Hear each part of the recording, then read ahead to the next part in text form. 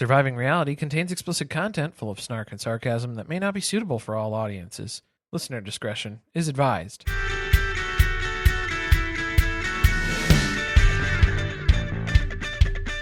Hello and welcome to Surviving Reality. I'm Corey. And I'm Carly, and this is Gypsy Rose Life After Lockup, Season 2, Episode 8, The Bumpy Road Ahead.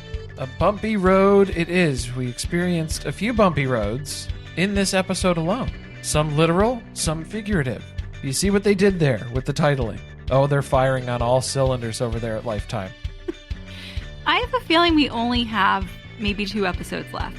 Are they going to cliffhang us on the baby birth next episode? Mm-hmm.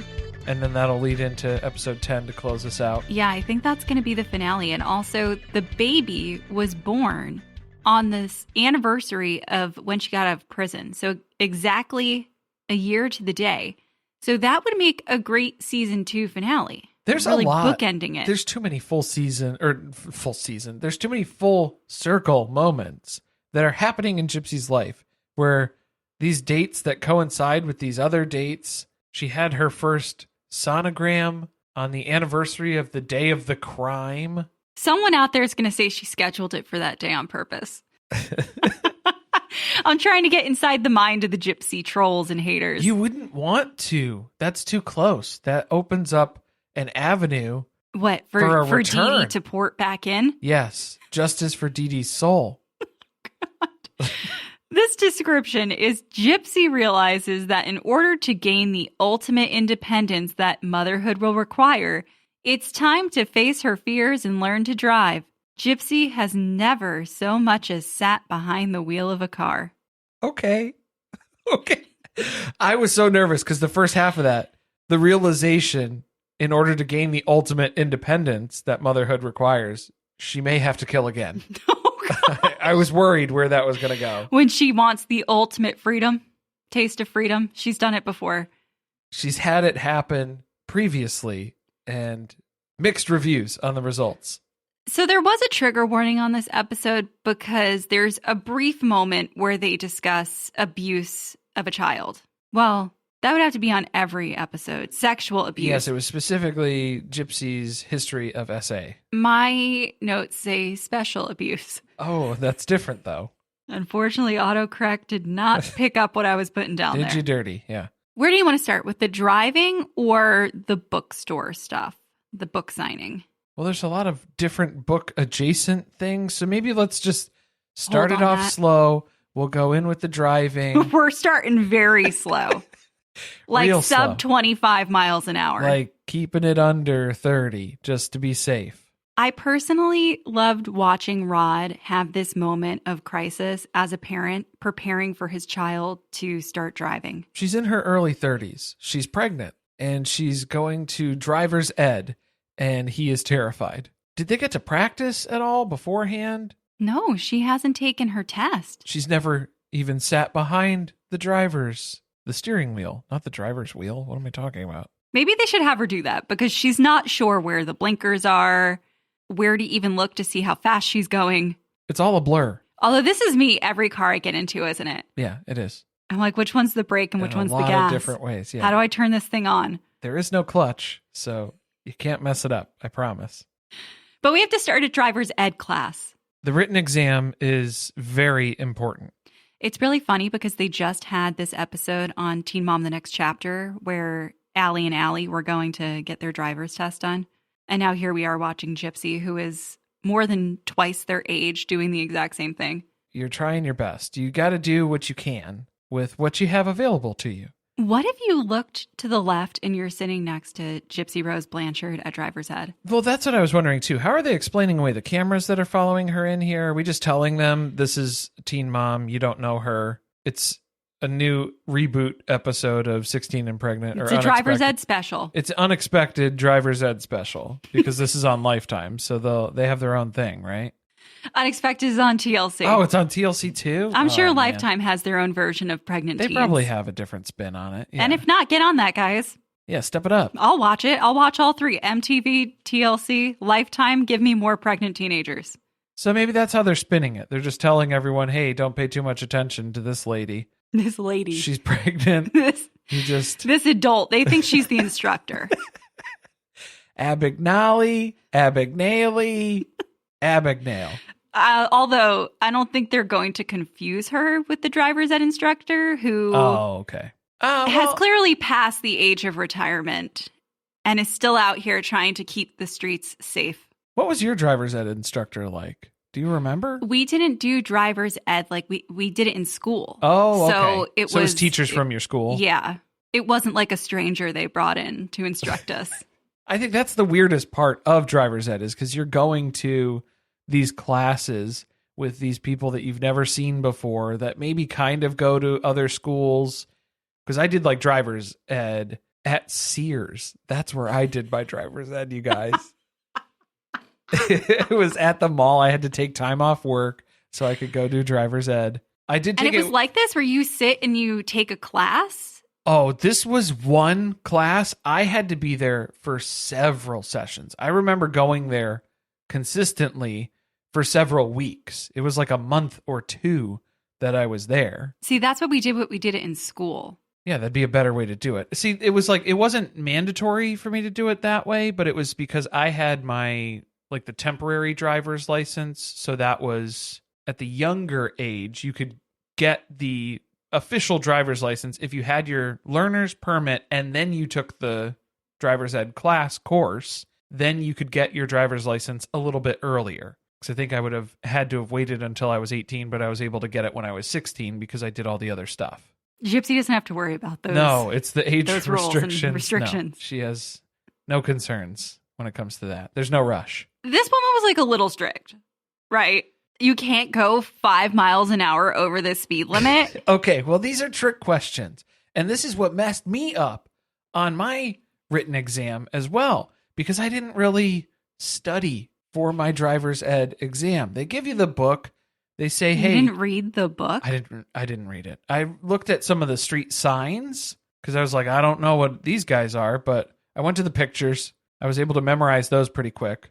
You know what really stressed me out? Having to remember which way you're supposed to turn the wheel so that your tires face the curb depending on if you're parked up or down the hill. You mean like you were inverting your flight controls on the vehicle? What? You didn't read the book, so you don't know. Oh, yeah, I don't know. There's not a lot of hills where I grew up. So, yeah, flat plains in the Midwest. Well, here's a little trick that you're going to like because I just figured out your own problem. Whichever side the curb is on, that's which side you turn the wheel towards. Right, because if your car rolls out of park, the idea is that it's gonna bump the curb and stay and not just like roll out of control. Oncoming traffic. Exactly. Yeah, right. That feels like an emergency situation that like probably doesn't really occur on a regular basis. How many hills, are you parking on? I don't know. Not too many.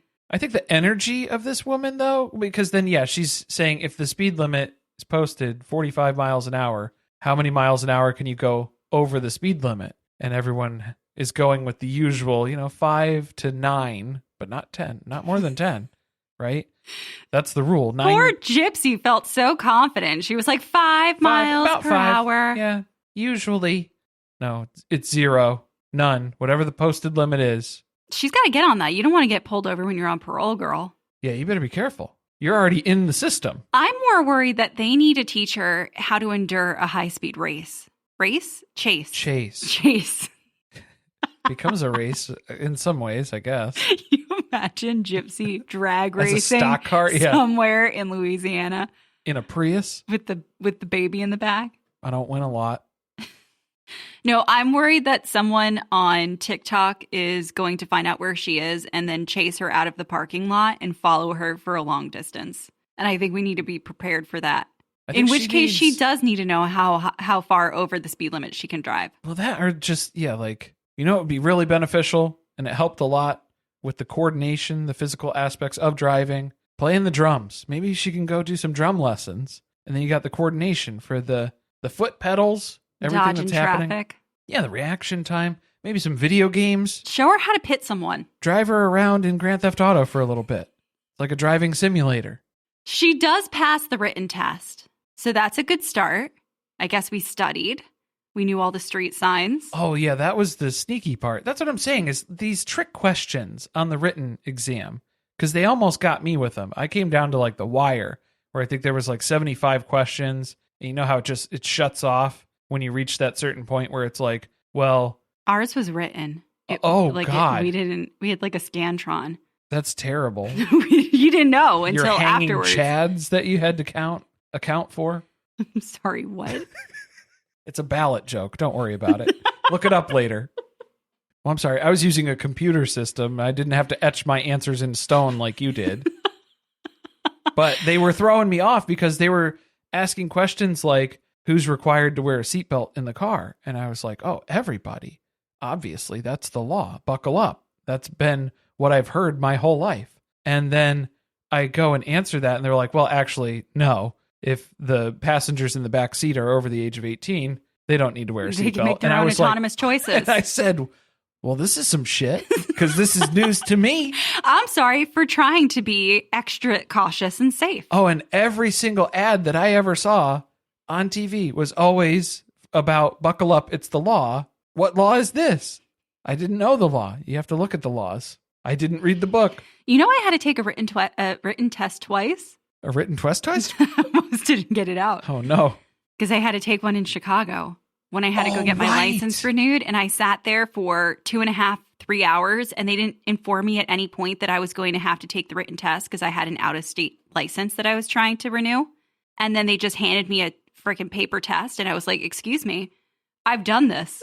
I did my time. I passed this when I was 16. I don't need to take this again. Like Gypsy. She did her time. Exactly. And then they said, well, if you don't pass it, you can come back and take it again. No. Which, let me tell you, every brain cell fired because I was like, there's no way I'm coming back here to this hellhole. You're going to have to drag me out of here. And waiting another 3 hours so I could sit here to take this test again. See, I just went back and lied. I just went and renewed my out-of-state one. I never had a driver's license Why are in you Illinois. admitting to things that, you know? No, it's just, I never had one in Illinois. I was always out of state, technically. Would have been easier. You should. Yeah, you maybe should have took a page out of my book. I had to be back for a test. A test? I had to be back for a meeting at work, and then I have to take this test. Test stress that you weren't literally did it during my lunch break. That sounds like there's probably stress nightmares out there. Where people have had to do this? Well, no, and I think you came up with a stress nightmare where it's like you lived it. You became the source material for a stress nightmare in some other dimension. I think that explains a lot about my anxiety. The root of it is the trauma I endured at that DMV office that day. I think for mine, it was just the frustration. I felt lied to a lot. There were a lot of things that I was learning. Oh, on the test. And then I was getting down to the 73 question mark because I had already missed 12. And I think you could only miss 13 or 14 before it would just shut off and say that you were over. So I got to the second to last question, and I think I answered it correctly. I was pretty sure about it, and it shut off because the next two. So then I wasn't really sure if I had passed it because I was like, did it shut off because I got it wrong, or did it shut off because I got it right? I got it right. It came down to the last question. It came down to the wire, baby. We got in there. Well, now she has to move on to phase 2, which is she's going to have to do the actual driving time in the car with the instructor. Which that was the same scary. person? Seemed like the same person. She had the same energy as my driving instructor, which is just kind of over it. Okay. I had an older man who made me drive him around to a neighborhood where his friend was building a home so that we could check on it. Check on the progress. That feels like an episode of The Sopranos. Yeah. Here, we're going to take your car because... I'm going to stop and take some photos, okay? We're going to briefly pull over. You can put the car... Actually, don't put it in park. Don't put it in park. Keep your foot on the brake. Running. She was backing out slow, though. Backing out of the driveway. At least they're not on a main busy street or anything. She takes her on a busy street. There was an intersection with a light. No, but I mean to get started. When she first started. So when she's backing out of the driveway... She's able to kind of assess her surroundings a little bit and then kind of slow roll out of the neighborhood there. Also, thankfully, nobody else was in the car. You didn't have a student driver coming to pick you up. she must have been first one of the day or the only one of the day or something. But maybe no one else wanted to share their driving time with Gypsy Rose Blanchard. Yeah, or she made a specific request of, hey, let's not do that. I'm in my 30s. Please don't have a 16-year-old come pick me up. Aren't there like a lot more rural roads for them to drive down around here? Because she's got her on like what appears to be like a highway or something. She didn't even have to figure out how to interact with a gator on the road. So gator crossing. We need to address that. That's an important sign you're going to need to know. That's a very, very pivotal lesson to learn in the driving in Louisiana. They drove for 4 hours. When she came back and it was dark, I knew they've been gone for a while. I don't remember driving for 4 hours straight. I still don't want to drive around for 4 hours straight. Well, especially just in your own town and surrounding areas. Awful to just drive around consistently for 4 hours. That would be terrible. Maybe that's what happened when they thought that someone was from TikTok streaming the front of the house. Maybe it was just someone student driving who was just circling the block for 4.5 hours. That's a good alibi. I think you'd be able to tell from the car pretty quick. Just put a student driver bumper sticker on right. there. Oh, the driving though. The driving. Getting behind the wheel of a car is kind of triggering for Gypsy because of the fact that she was in a really bad accident with her mom at one point, which she says crippled her leg. And I'm like, I don't think that that's like the proper acceptable way to refer to an injury resulting from a car accident that leaves someone differently abled. Differently. I was going to say, I don't know if she wasn't able to walk. She was able to walk. Otherwise, she would have said, Gyps, get out of that chair. Yeah. This is mine now. I need that. What if they were both in wheelchairs?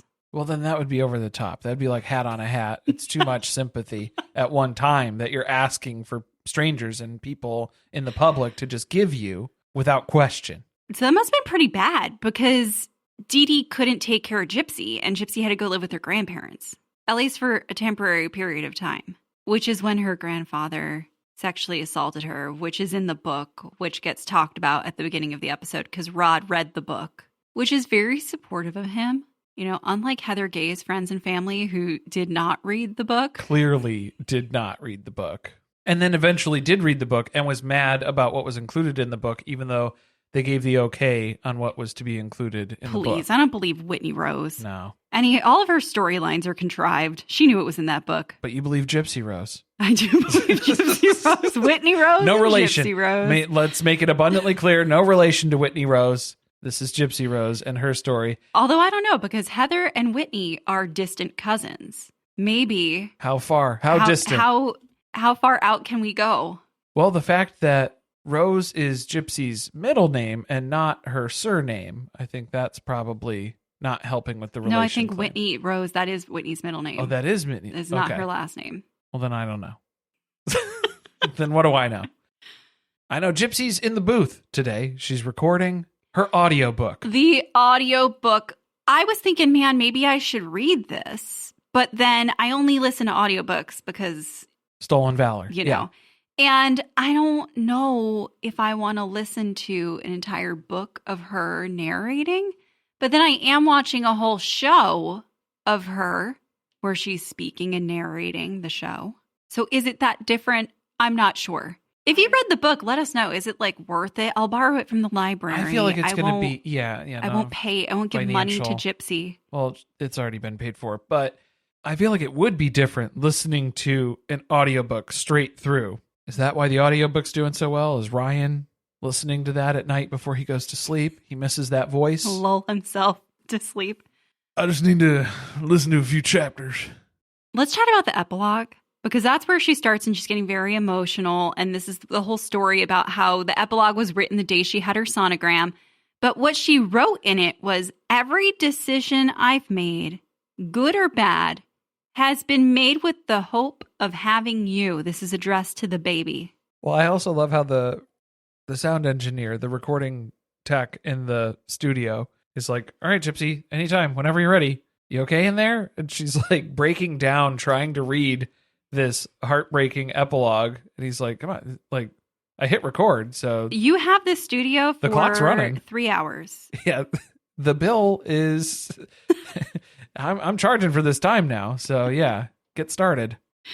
I feel like that was a lot to put on a baby. Every decision that I've made, good or bad, we know she made a pretty bad one, has been with the hope of having you. Yeah, don't you put that evil on me, Gypsy Rose. I feel like that's a lot. Aurora's going to need some therapy. Maybe they can both go to therapy together.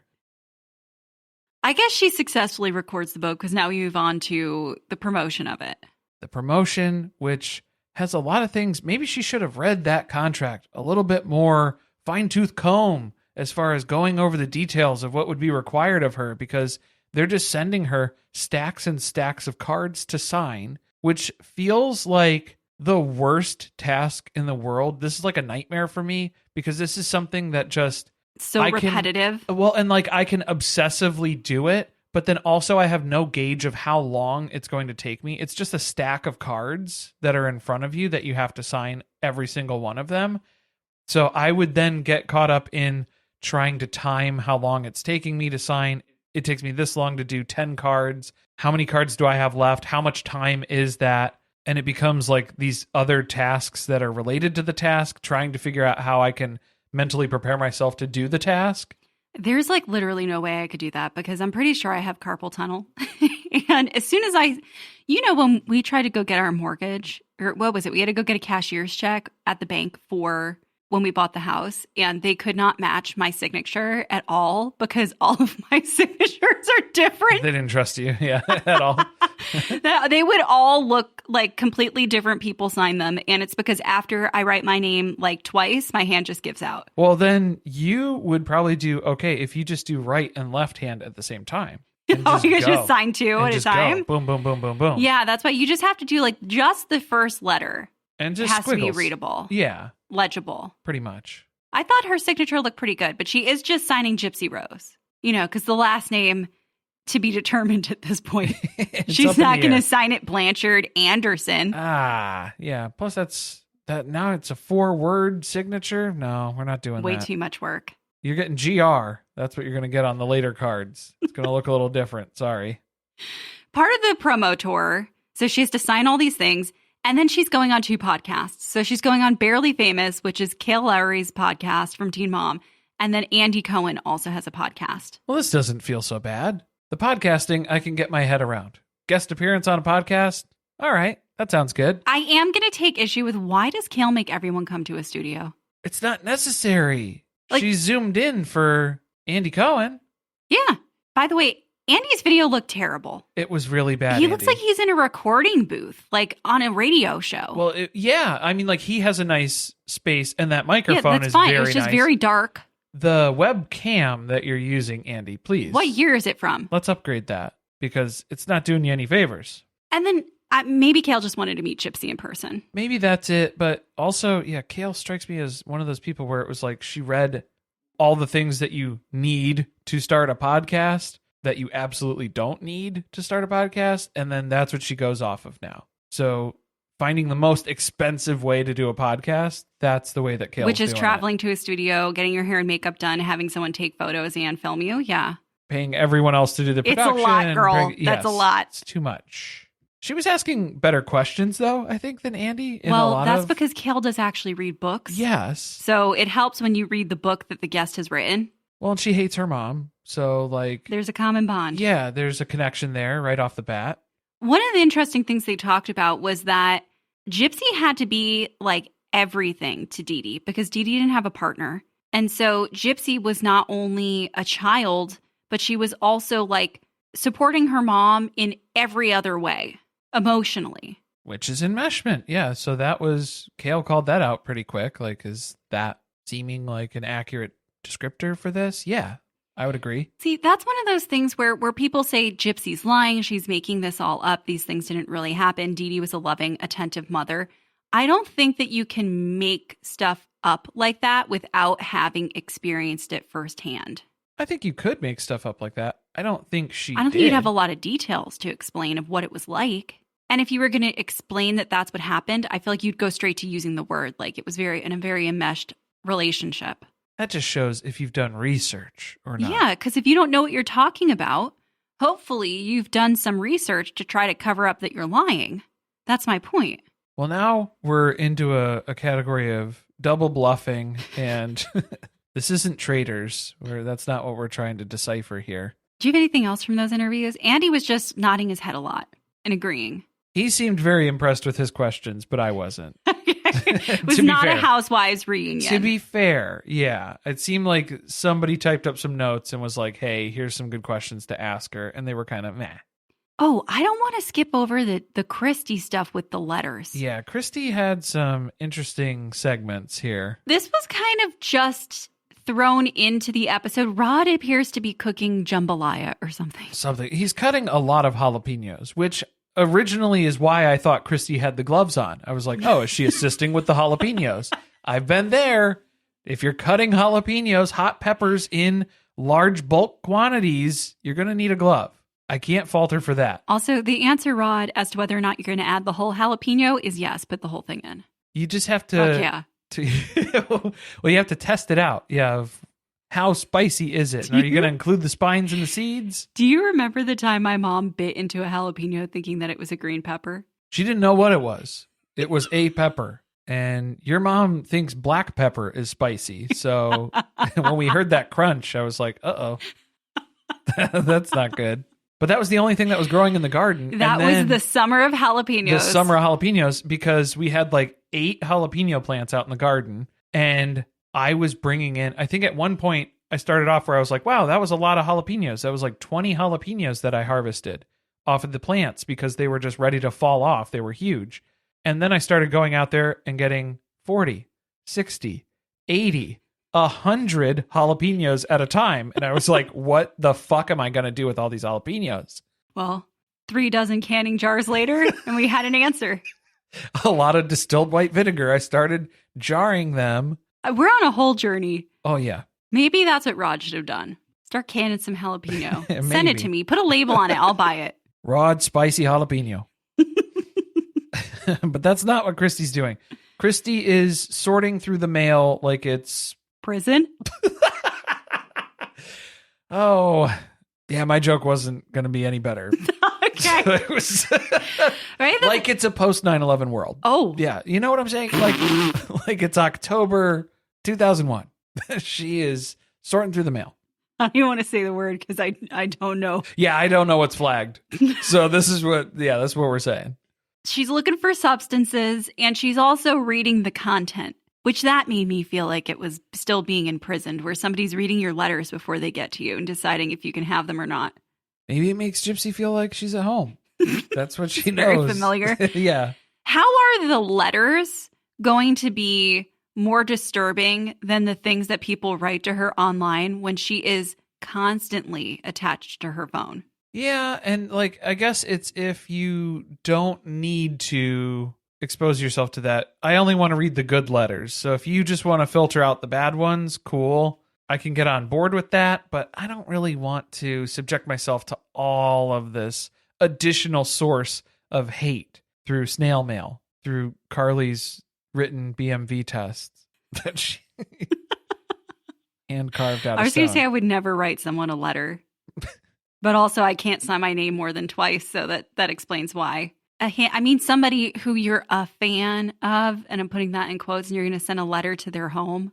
See, the other end, I don't understand hating someone so much where you have to go ahead and bust out your stationery. You feel compelled to pen a letter. I need to get this out of my system and make sure that you hear about it by sending it directly to your P.O. box. No, that's when you start a gossip column like Lady Whistledown. Lady Featherbottom? You're going to put all of your energy into that. I do think it's really bizarre, the amount of energy that people are putting into hating Gypsy. I get that they don't believe the story is true, but I just think there's so many other horrible, messed up things in the world that dedicating your time to making one person's life miserable doesn't seem impactful enough to me. But also, I guess, if that is going to be your calling, because you can't spread yourself out to solve everything. So it's just whatever you focus in on and decide to, I guess, make better decisions on what you're going to focus your energy on for a larger, broader impact, because this doesn't really seem to have the mass appeal that these people are seeming to think that it does. No, and Kristy's throwing out your letters that you're writing for Gypsy. It's a waste. It's a total waste. But that's not the only place the trolls are trolling. They're also trolling over at the bookstore. The bookstore's been taking a hit. So she has to do a book signing. This is, she didn't say it in the episode, but she's pretty obviously contractually obligated to have to do this. When she's saying, I have to do this, it's my responsibility as an author. You signed a contract and they will sue the shit out of you if you don't do it. I'm pretty sure that is the subtext here. Your lawyer/manager guy, which is weird still to me. He should have done a better job scrubbing through there. He needed to proofread those out a little bit more of what your stipulations were for this book deal as part of the promotional aspects. My guess is this was already arranged before she got pregnant. So when you're thinking about, I'm going to have to do a meet and greet and be in a bookstore doing a signing, she probably didn't think that would be when she was like 9 months pregnant.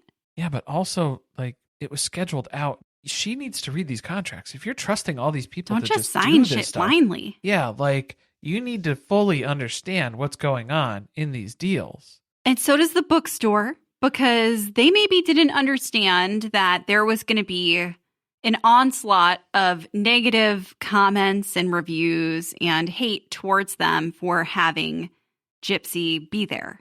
They don't like the fact that she is participating in a book signing at this location.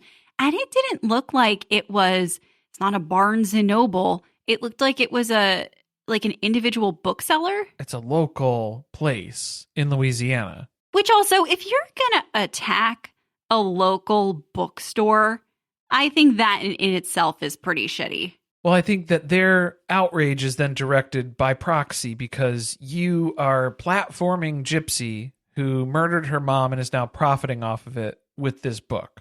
I mean, I guess I understand the outrage of the bookstore hosting like the meet and greet sort of event, but shouldn't you be upset with the publisher? The publisher is really the one who arranged a book deal and gave her probably an advance of money before she even sold books. The profit lies with the publisher. Yeah. Usually. The bookstore is probably making a very, very small amount. And I bet you they lost money on everything that they had to do to arrange security and ensure that there was safety for the event. Security was a minimum, bare minimum. So when she was saying I was agreeing to this public appearance, but I was under the assumption that there would be support for her to feel safe in this space, that seemed like that was something that was kind of by the wayside because they don't really have this usually as part of the experience for most authors who come there. You'd be lucky if you get a couple hundred people to show up.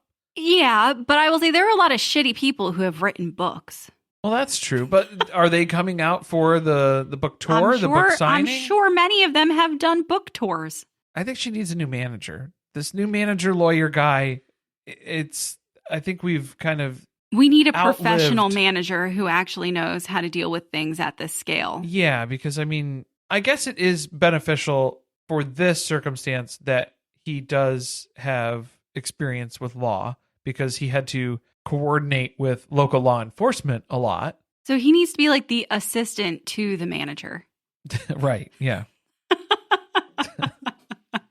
But this crowd, I think they're going to be upset by anything, this Justice for Dee Dee crowd. But I hate to break it to you guys, spoiler alert, justice for Dee Dee has been served. They don't like that. They don't want to hear that. I know, but like this is what I'm saying is like that's the confusing part. She was arrested for a crime. She was arrested. Which she was tried for. She was found guilty, and the judge gave her a sentence that he found appropriate for the crime. Whether or not you agree with that, that is what happened. And she went and served her sentence and was released. That's kind of how the justice system works. And is continuing to. She's still on parole at this point, too. So she's still as part of that. So that's the part that's confusing for me is when people are saying justice for Dee Dee, justice for Dee Dee.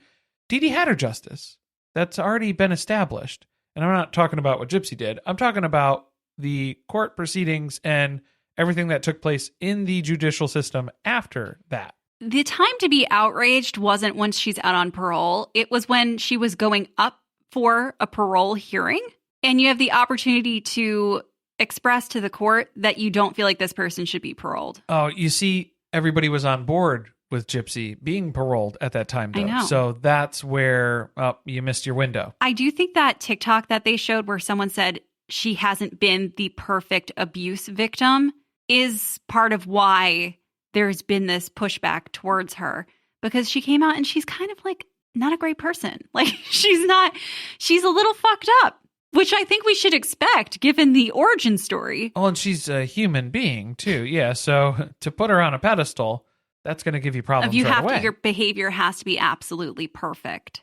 Otherwise, we're going to completely negate your entire story. Well, because now that's the weird thing is that people are accusing Gypsy of flipping victim and perpetrator as far as like the roles for what's going on. Her whole book is victim blaming Dee Dee for all of these things that she deserved to be murdered for. But then also those people are doing that now where they are immortalizing Dee Dee as this perfect victim, and it's Gypsy who's the monster. So it's flipping back. So you just this changed is just the narrative. It's so weird. It. It's so weird to me where it's now shifting and moving around based on who you're asking, based on whose assumptions we're going off of. Which kind of goes back to when they established what the punishment was going to be, what her prison sentence was going to be. They look at mitigating factors and what was going on between these two people, neither of which were perfect. No, and it was real bad. Like, yeah, it was a bad decision that was made in that time as part of a bad circumstance in general, because there was seemingly no other option, or at least that was how it was presented. They don't believe that that was the circumstance that she was in, because now Dee Dee is perfect and has done nothing to harm Gypsy, and Gypsy is just an evil person who murdered an innocent woman. Yeah, and manipulates people and convinced everyone involved that... Just like maybe we don't have to have an extreme in one direction or another. Yeah, you can be... There's a lot of gray area that's in the middle there. And it could have been that as part of that circumstance. And then it doesn't mean that Gypsy is a criminal mastermind. Who's clearly not, because she got caught. Oh, absolutely not. Yeah, who, when they were asking her, I think that was Andy Cohen, was like, what were you thinking was going to happen? Did you think you were going to get away with it? And she was like, I didn't really think about what was going to happen. She didn't think that far ahead. Yeah, I hadn't really got that far. Which, I mean, to me, that does feel like if you're in a circumstance where you're being abused and really the only thing you're focused on is surviving and getting out of there, that maybe you wouldn't think that far into the future. Yeah, probably not. But I digress. So Ken has to work. He can't even come to the event. So he's really worried about how they're going to handle it, because they have now publicly put out where she's going to be, the day and the time, and how you can buy tickets. So literally anyone can decide to come to this book signing. That's how people get murdered. And doesn't she know it? She knows. Date, time, location. She's done it all before she unlocked the door. Means, motive, opportunity. It's all right there. She knows. So, guys, this is an equal opportunity podcast. See, we're going to rip on her, We're too. going to make Don't fun worry. of people, Same no breath. matter who they are. Gypsy's in her own set of purgatory right now, too, because it seems like while she's talking to Ken, she's still signing more of these cards. It looks like the stack has grown. So she's just slowly rolling that stone back up the hill again. It's a little Greek mythology joke for you there. See? I appreciate it. Thank you. So, well, we're talking about all the literature this episode. So there you go. You know what was criminal? They made her do her hair and her makeup herself. I know, this was very upsetting for you. It was. I will go one step further, too. The other criminal part of this day is having Rod and Kristy drive her to the bookstore. She can drive herself. No, I know, but like car service, that's a thing. Get some tinted windows in an unrecognizable vehicle. That would probably be preferred. Everyone seems to think that they're going to be the first line of defense, that nobody trusts the security that's going to be set up at the bookstore. So the plan is to just throw themselves between Gypsy and the person who's trying to harm her or upset her. Because that's what Ken wanted to do too. But he has to work, so he's unable to do so. That's what he was going to do. He was going to stand off to the side and just jump. Just throw his body in the way. Tackle people who were throwing photos of Dee Dee at her? Yes. Well, then you'll go down for assault then. Most likely. I don't think he thought that far I know. ahead. So that's the problem here. Plus, you couldn't call out for that day. I mean, maybe it's a time to take a sick day. I've been scheduled to work. We've heard that As before. Cody Brown would say. The Cody Brown defense. I didn't really want to come anyway. So that worked out. For real, though, it's a meet and greet. People are taking pictures, and you're not going to... You know how many things I would refuse to do when I was that pregnant? It's bad enough to blow dry your hair and to sit with a hot straightener and a curling iron and do your hair when you are just a non-pregnant person. Oh. Uh-oh. Jesus Too inclusive. Christ. Too inclusive, Carly. You bigot. I've gotten in trouble for that before. My God. We've had people call us bigots for saying pregnant people, pregnant person, which is more inclusive language than pregnant woman. But then we were called bigots for it. And so that's interesting. also, I'm pretty sure I've always just used that. Yeah, pregnant people? Sure. So whatever. I'm moving on. Yeah. I'm not in a place when I'm 9 months pregnant to endure that. I'm glad that that's where your head's at. That's where you're drawing the line. Squat? That's where you're drawing the line. For me, I think it would be the death threats. That's probably...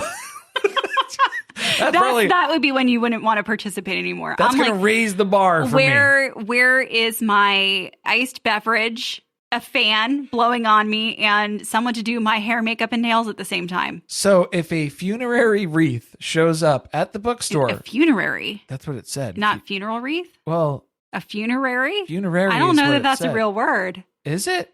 If it is, you're about to write a book. Someone said get Gypsy a dictionary. What word did they want her to look up? That was one of the clapback TikToks that they showed us. I don't remember. I'm going to say it was accountability. It probably wasn't. Yeah, something like that. Funerary, relating to a funeral or the commemoration of the dead.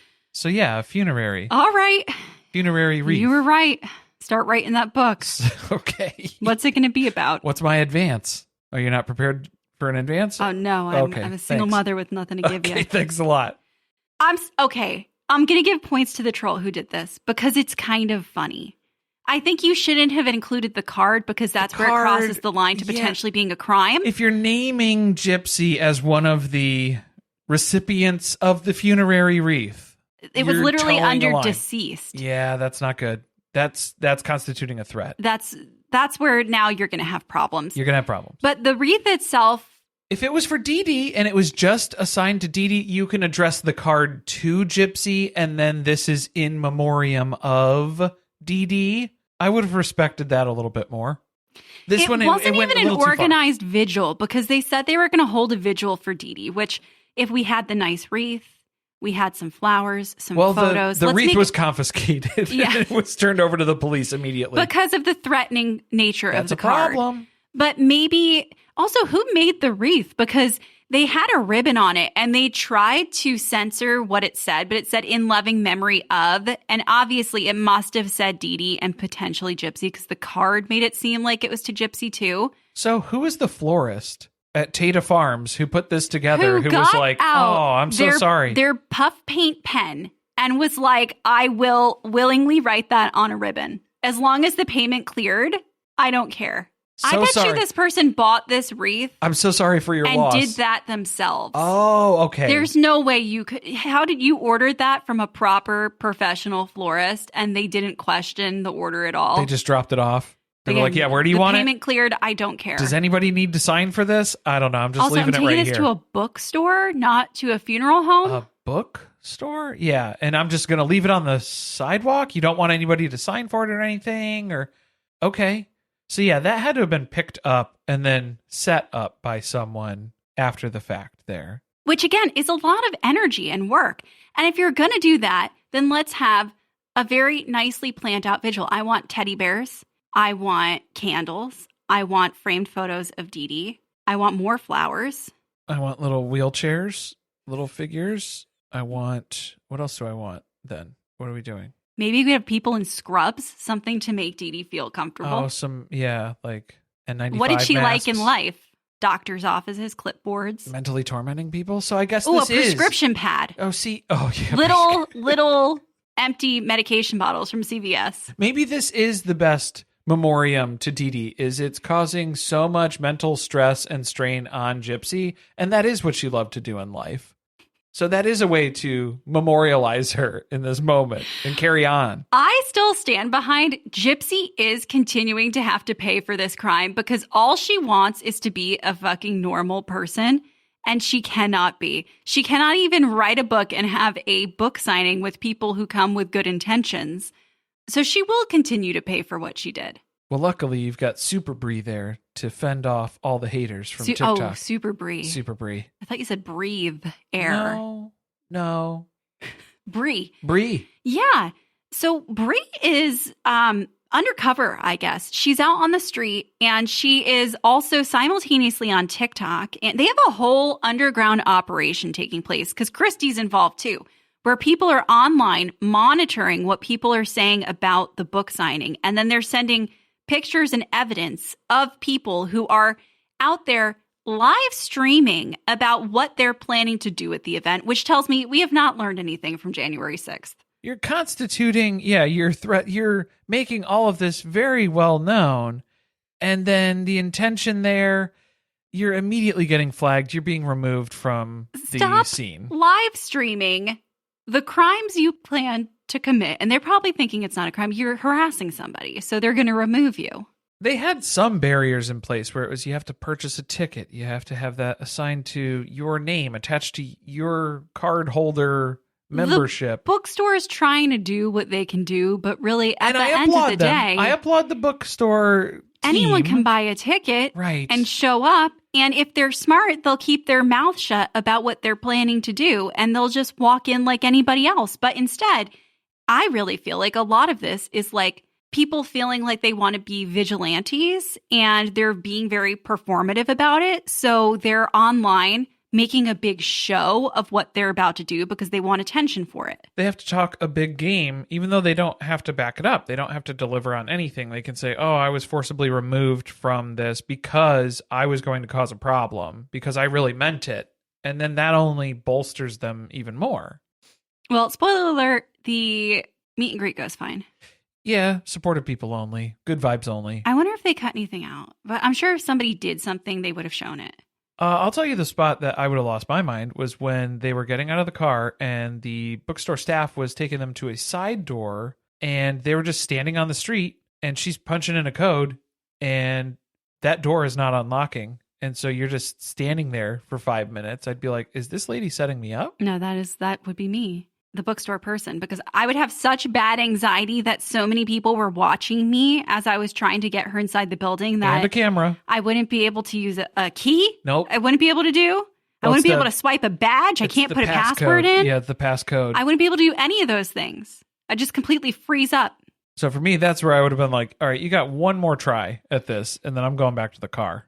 This is a lot of work. But it ended up not necessarily for Gypsy. I mean, I guess it was very stressful. And she's very pregnant. Just it's not an ideal situation. And the bookstore, more than anyone, like there was so much to coordinate. They had to keep people from using their phones while they were standing in line in the bookstore. They had people out on the curb that had to be watched. They were throwing people out. They have tons of cops and security guards. Was it worth it? That's what I want to know. Did they see a return on investment? Are they still getting 1-star reviews? In the long run, what do you think the difference is for that? Did they make it up? I think they're going to make sure to carefully Google every author that this publishing company tries to send through here in the future. Maybe this is why Gypsy was so over the top in the baby shower venue selection process when she was explaining to them, hey, you're going to have a lot of people who give you bad reviews just because I'm here. Maybe that wasn't discovered fully yet, understood at the scale that they are experiencing it here at the bookstore. So that was a lesson learned, and they had to be more careful with other venue selections in the future. I am very, very excited about the next episode because that's the one where Ken tries to throw a big Christmas get-together, because remember, this is a big aspect of Ken's personality is that he loves Christmas. How did you know that? How did you know that about me? Guys, it's a love is blind joke.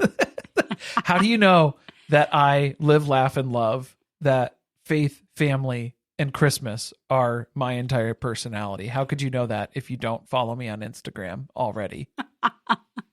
Because you're a basic bitch. And so is Ken. So is Ken. And his big plans get disrupted by the potential birth of his baby.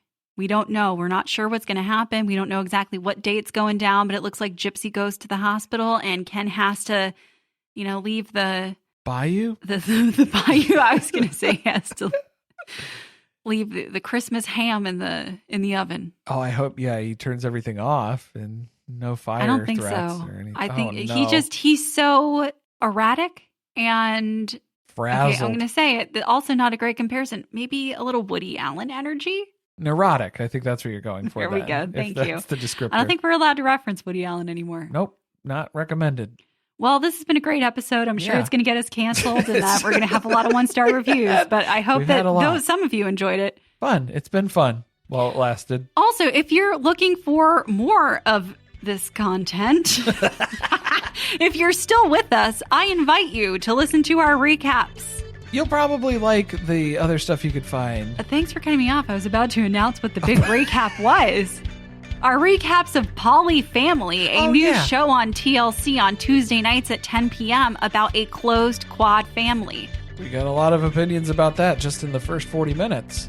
Check your feed. That episode dropped right before this one. Simultaneously, basically. Like an hour ago, if you're listening at the moment of drop. Thanks for listening. See you next time.